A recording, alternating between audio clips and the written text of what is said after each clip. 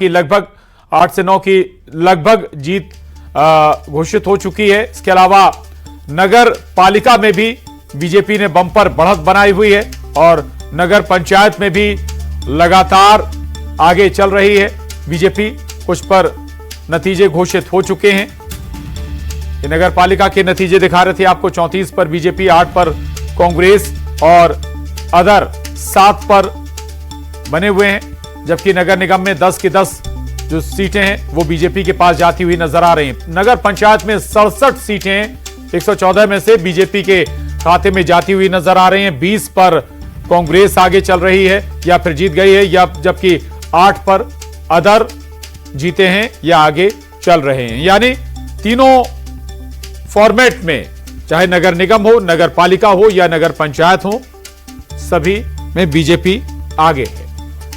और इस वक्त हमारे साथ मिथिलेश ठाकुर दुर्ग से जुड़े हुए हैं और जगदलपुर से श्रीनिवास चौधरी हमारे साथ जुड़े हुए हैं। मिथिलेश, दुर्ग एक बार फिर हम दुर्ग का रुख करेंगे। क्या माहौल है दुर्ग में? स्वाभाविक है कि बड़ा फोकस, पहले भी जिक्र हो रहा था कि दुर्ग पर बहुत फोकस होता है, और ये पूर्व कांग्रेस से सीएम रहे पूर्व मुख्यमंत्री का भी ये क्षेत्र, अगर हम कहें तो कांग्रेस का भी इस पर खासा फोकस था। तो कांग्रेस के लिहाज से भी ये बड़ा सेटबैक मिथिलेश?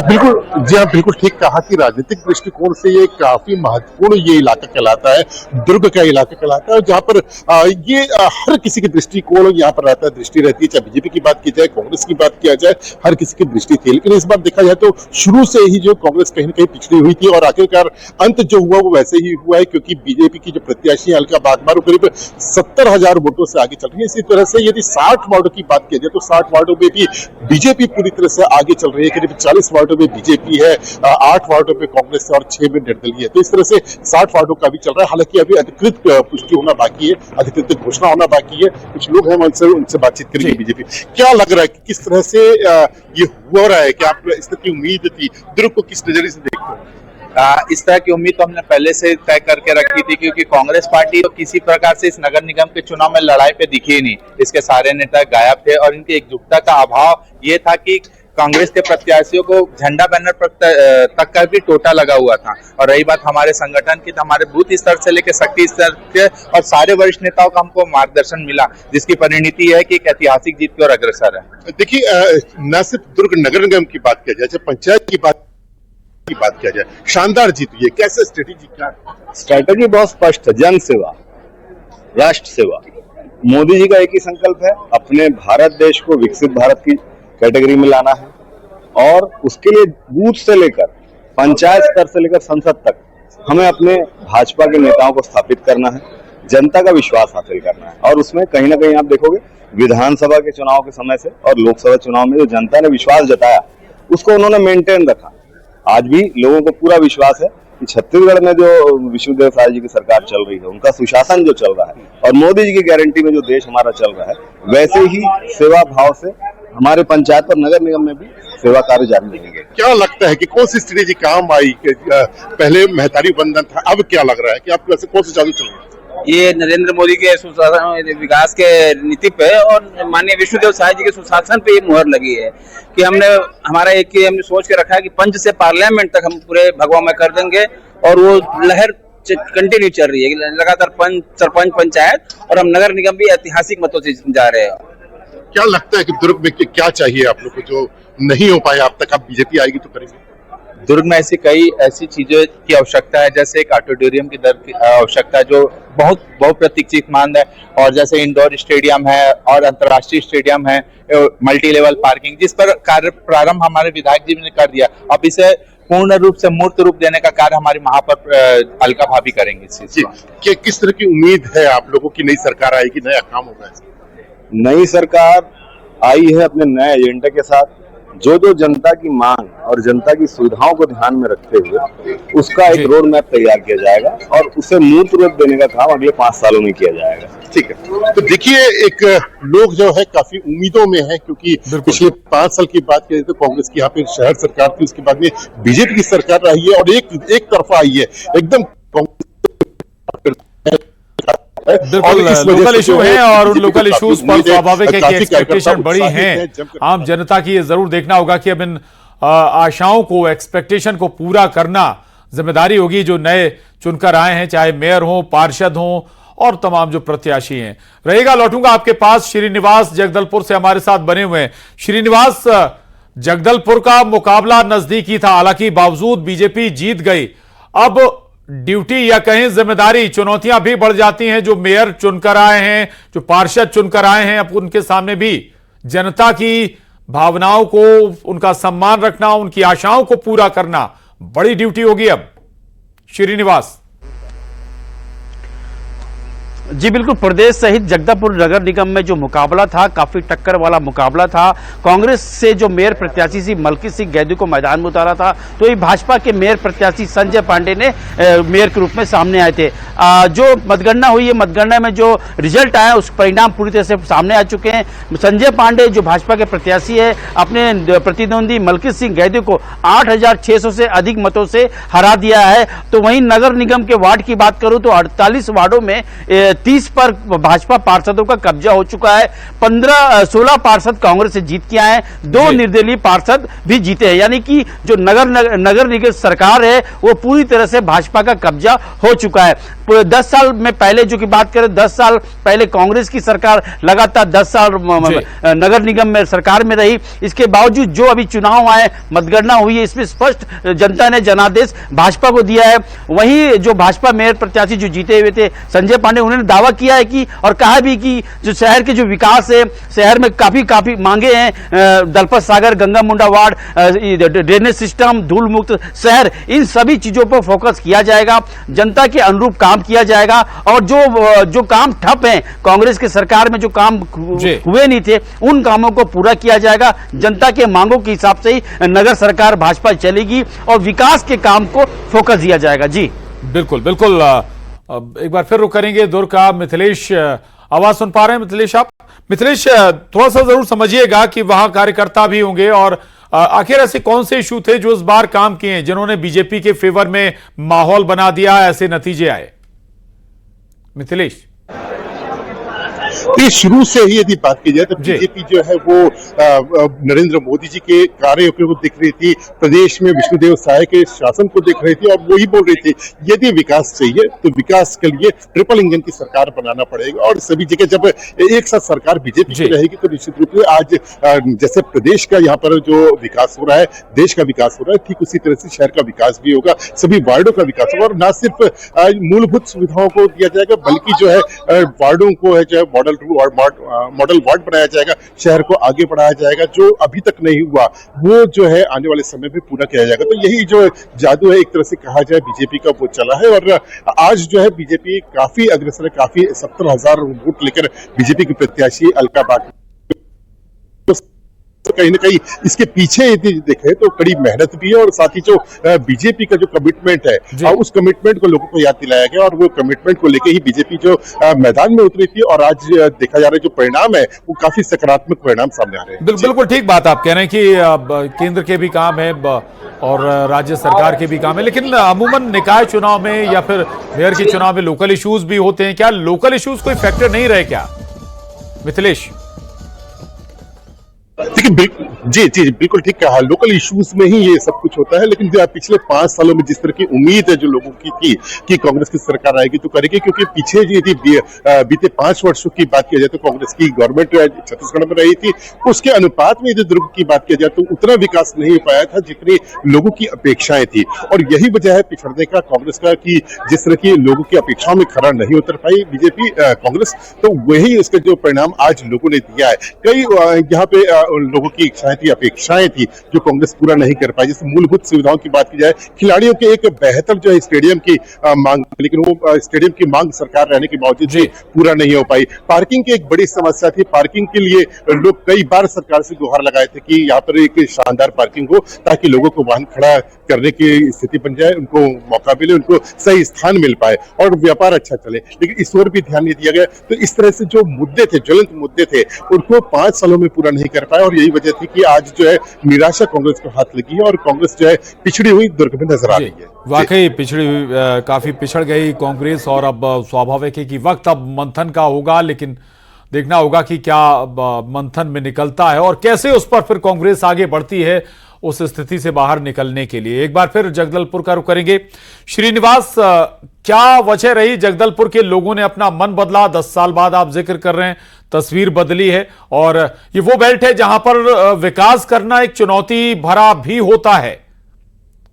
श्रीनिवास जी बिल्कुल, जगदलपुर नगर निगम में जो काम हुए थे वो अधूरे हुए थे और इसी को देखते हुए जनता ने अपना मन बदला और जनादेश भाजपा को दिया। जगदलपुर शहर चौक चौराहों वाला शहर कहा जाता है, लेकिन इन जो वार्डों की स्थिति है वो बारिश के दिनों में जो तालाब है, जो शहर है, सड़क है, वो पूरी तरह से तालाब बन जाता है। सबसे पहले बात करूं तो जगदलपुर शहर में ड्रेनेज सिस्टम की समस्या बनी हुई थी, पार्किंग को लेकर लोगों को काफी दिक्कत हो रही थी। साथ ही जो शहर जगदलपुर कहा जाता था, इसे जगधूलपुर किया गया, यानी कि धूल मुक्त को लेकर लोग काफी परेशान थे और लगातार अपने जनप्रतिनिधियों से मांग करते रहे कि जगदलपुर में साफ सफाई, नाली की सफाई, वार्डों में गंदगी का आलम। तो यही कारण है कि 10 साल में जो नगर निगम में जो कांग्रेस की सरकार रही वो उन कामों को पूरा नहीं कर पाई, जिसके चलते जो परिणाम आज आए हैं वो भाजपा के पक्ष में आए और भाजपा को पक्ष में आते ही जो जनादेश संजय पांडे को मिला है, मेयर की कुर्सी उनको दी गई ताकि वो शहर के वार्डों का और सहित शहर में विकास कर सके। अब देखना होगा आने वाले दिनों में जो नगर सरकार में जो भाजपा पूर्ण बहुमत से आ गई है वो कितना काम करती है। जी बिल्कुल, जरूर जगदलपुर का विकास अब चुनौती जरूर रहेगी बीजेपी के सामने, बीजेपी के मेयर के सामने, पार्षदों के सामने। बिलासपुर में उमेश हमारे साथ बने हुए। उमेश, बिलासपुर में वाकई जनता ने शायद ऐसा लग रहा है कि चुन लिया है कि भाई अब ट्रिपल इंजन की सरकार बने तो शायद ज्यादा लाभ हो जाएगा, क्योंकि केंद्र में भी है, राज्य में भी बीजेपी है और अपने निगम में भी बीजेपी को मौका दे दिया तो बेहतर होगा, फंडिंग की भी प्रॉब्लम संभव है नहीं आएगी। अब उमेश, निश्चित रूप से जिस दौरान भारतीय जनता पार्टी के जो नेता है, जो मेयर है, प्रत्याशी है, जो भारतीय जनता पार्टी की पूरी टीम थी, जब वो ग्राउंड जीरो पर जाके जनता से अपने लिए समर्थन मांग रही थी तो उनका केवल एक ही चीज पे फोकस था, वो थी ट्रिपल इंजन की सरकार बनाना। और कहीं ना कहीं ट्रिपल इंजन की सरकार बनाने का जो उनका जो लोगों के बीच उन्होंने जो मंशा जाहिर की थी उसको कहीं ना कहीं जनता ने जनादेश दिया है और उन्हें आशीर्वाद दिया है। यही वजह है कि लगभग 62,000 मतों से जो है मेयर प्रत्याशी पूजा विधानी वो कांग्रेस प्रत्याशी प्रमोद नायक से आगे है, लगभग रिकॉर्ड मतों से जीत के और अग्रसर है। अगर हम बिलासपुर की बात करें तो 70 वार्डों वाला ये बिलासपुर है, इसमें 17 ऐसे वार्ड थे जो ग्रामीण क्षेत्रों से जोड़े गए थे परिसीमन के बाद। यहां पर देखा गया कि पिछले 5 सालों में जो विकास कार्य होने थे वो पूरी तरीके से ठप थे, ना तो सड़क, ना तो पानी, ना तो बिजली, और इसके अलावा उल्टा उनसे टैक्स भी वसूला जा रहा था। तो कहीं ना कहीं ये जो दोहरा मार था जनता को वो कहीं ना कहीं भारी पड़ रहा था और यही वजह है कि उन्होंने मन बना लिया था कि किसी तरीके से अब जो है वो ट्रिपल इंजन की सरकार जो है वो उसको बनाई जाए ताकि इस पिछड़े हुए क्षेत्र का जो है वो विकास हो सके। इसके साथ ही अगर हम बात करें 54 वार्ड जो शहरी इलाकों में है वहां की स्थिति की बात करें तो वहां भी जैसे काम होने चाहिए थे इन 5 वर्षों में वो काम दिखाई नहीं दिए। स्मार्ट वर्क जो स्मार्ट सिटी का जो काम था वो तो दिखाई देता था, लेकिन जो निगम के कामकाज थे वो पूरी तरीके से धरातल पर नहीं दिखाई दे रहे थे, जिसको लेकर लगातार जनता के बीच आक्रोश की स्थिति निर्मित होती थी। कई बार धरना प्रदर्शन जैसी स्थिति तो पानी के लिए, गर्मी के लिए भटकना लोगों को पड़ रहा था। तो ये तमाम तरीके की जो चीजें थी वो पिछले 5 सालों से जनता जो है वो देख रही थी। तो कहीं ना कहीं जनता को यह लगा कि ये बदलाव जरूरी है। ट्रिपल इंजन की सरकार होने से कहीं ना कहीं जो बिलासपुर है 70 वार्डों वाला जो प्रदेश का दूसरा सबसे बड़ा शहर है उसके विकास के लिए ट्रिपल इंजन की सरकार बनानी जरूर। और यही वजह है कि एक भारी बहुमत के साथ 50 से अधिक जो है।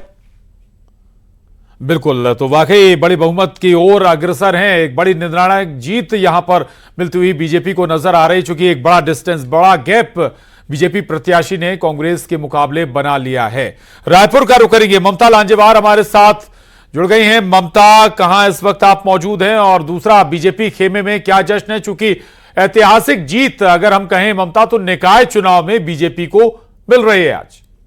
ममता, जाहिर तौर पर जो पिछला रिकॉर्ड कांग्रेस का था वही रिकॉर्ड जो है अब बीजेपी का है। 10 के 10 जो नगर निगम है लगभग तय है कि वो जो है बीजेपी जीतने जा रही है। दूसरी तरफ अगर बात करें तो एक तरह से क्लीन स्वीप जो है वो हो गई है कांग्रेस। और दूसरी तरफ जिस तरीके से कांग्रेस की जब सरकार थी और तमाम जो नगर निगमों में कांग्रेस को आबी थी, लेकिन अब अगर हम बात करें तो विपक्ष के बाद में विधानसभा पहले हारी, लोकसभा बुरी तरह से हार हुई और अब निकाय चुनाव में बुरी तरह से हार हुई है। तो कांग्रेस भवन में जो है इस वक्त सन्नाटा पसरा हुआ है दोनों तरफ। अगर हम बात करें तो वहां पर कोई कुछ बोलने को तैयार नहीं है। राजधानी रायपुर की अगर आप स्थिति की बात करें तो ये स्थिति हो गई कि पूर्व महापौर एजाज ढेबर जो ये कहते निवृत्तमान महापौर एजाज ढेबर जो है उन्होंने वापस पार्षद के लिए लड़ा और वो बुरी तरीके से हार गए। यानी कि जो महापौर रहा जिसने ये दावे किए कि उसने पूरे शहर का विकास किया है, शहर में काम किया है, वो पार्षद के रूप में फिर से लड़ते हैं और वो हार जाते हैं। तो आप सोच सकते हैं कि किस तरह की स्थिति जो है वो कांग्रेस की जो है वो हुई है। दूसरी तरफ अगर बात करें तो बीजेपी ने वाकई शानदार जीत जो है वो दर्ज की है और हर नगर निगम में जो है वो बीजेपी बढ़त बनाए हुए है। कई जगह के नतीजे भी आ चुके हैं। रायपुर में जो है मिनल चौबे जीत चुकी हैं, जगदलपुर में के संजय पांडे जो है वो जीत चुके हैं, बिलासपुर के नतीजे आ चुके हैं, राजनांदगांव के नतीजे आ चुके हैं। तो जाहिर तौर पर अगर हम बात करें और यही स्थिति जो है बाकी जो निकाय है वहां पर भी है। विनय जायसवाल जो चिरमिरी में जो पहले पूर्व विधायक थे वो चिरमिरी में महापौर के लिए खड़े हुए थे, उनकी पत्नी पहले महापौर रह चुकी है, बुरी तरीके से विनय जायसवाल हारे। तो यहाँ जहां पर पार्टी ने दोबारा भी जिन चेहरों पे भरोसा जताया है वो बुरी तरीके से हारे हैं।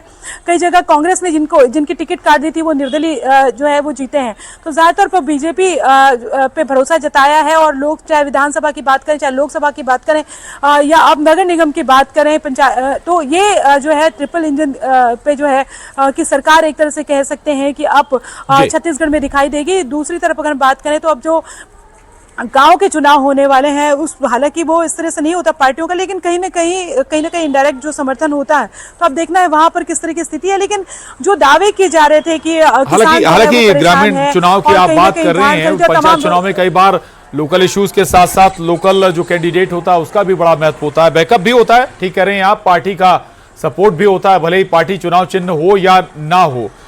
लेकिन एक बार फिर रायपुर पर लौटे ममता, क्या बड़े फैक्टर रहे कि सब कुछ बदल गया, मेयर बदल गया, जो पूर्व मेयर थे वो पार्षद का चुनाव हार जाते हैं कांग्रेस की ओर से, ऐसा क्या बदल गया मन जहन में, क्या आ गया वोटर के कि सब कुछ चेंज कर दिया? क्या ये लगा कि भाई राज्य में केंद्र में बीजेपी की सरकार है तो निगम में भी निकाय में भी बीजेपी को मौका दे दिया जाए फिर से?